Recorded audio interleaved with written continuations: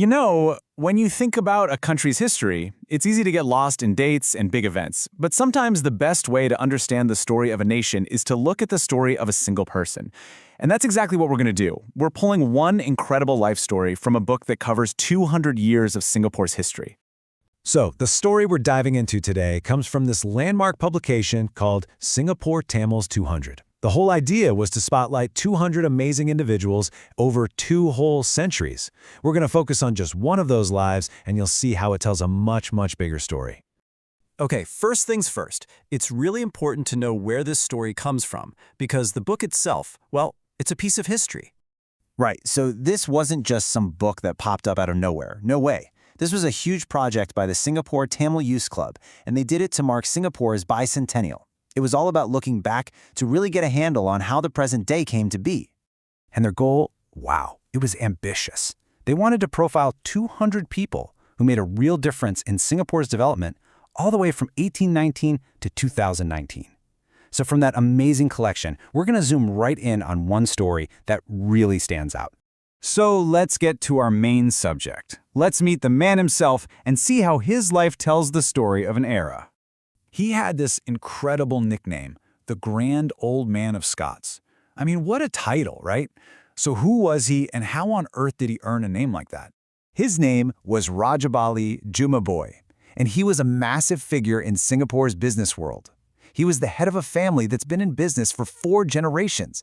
And that nickname, well, it came from his company, Scots Holdings, which became this huge defining presence on Singapore's famous Scots Road. So his story actually starts in India, where he was born in 1898. But his destiny, well, that was waiting for him in Singapore. He showed up in 1916, still a pretty young guy, with this big job of managing a new family business. And that was just the beginning of a journey that would pretty much span the entire 20th century. Now, his path to success was not a straight line, not even close. It was the classic entrepreneur story, full of early failures, smart pivots, and just an incredible amount of resilience. I mean, just look at this timeline. It really shows you the ups and downs. He gets to Singapore in 1916, but an early business he had with his brother actually failed. So he had to start all over again, completely on his own in 1922. Now, here's the key moment, 1924, when he moves into property. Then, total chaos, he has to flee during the war. But he comes back, and he eventually turns that property into a massive shopping center in 1975, and then takes the company public in 1991. It's just a story of pure grit. And this just shows you how much he evolved as a businessman. He starts out dealing in pretty basic stuff, cotton yarn, spices. But after that big reset, his portfolio gets way more diverse. Tapioca flour, coffee, you name it. But the real game changer, the most important addition, you can see it right there. Property investment. And that move into real estate, it was everything. I love this metaphor the source material uses. His Scots Road property was the goose that laid the golden eggs. That one strategic move, shifting from just trading goods to investing in property, that became the foundation for all of his success. But here's the thing about Jumabhoy.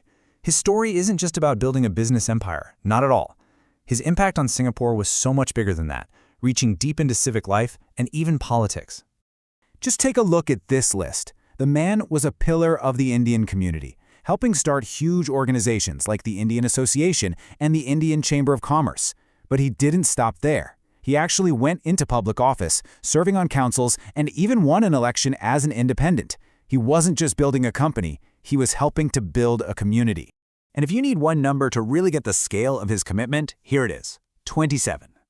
After World War II, he held leadership roles in 27 different organizations. I mean, let that sink in. 27. That is just an incredible level of dedication to public service. And you know what? People noticed. His contributions were recognized with all sorts of honors from the British government at the time. He was made a Justice of the Peace and even a Commander of the British Empire. These awards really solidified his status as this deeply respected public figure. So after living for a century, what's his lasting legacy? Well, it's about a lot more than just buildings and balance sheets. A huge part of that legacy is the Rajabali Jumabhoy Foundation. He set this up way back in 1972, making sure his wealth would keep helping society through charity. And that foundation is still doing its work to this very day. And that kind of brings us full circle, doesn't it? Rajabali Jumabhoy is just one story out of 201 books about one community. It really makes you think. Every city, every town is built by countless hands, and every one of those people has a story of struggle and success. So it makes you wonder, whose stories in your own community are just waiting to be told?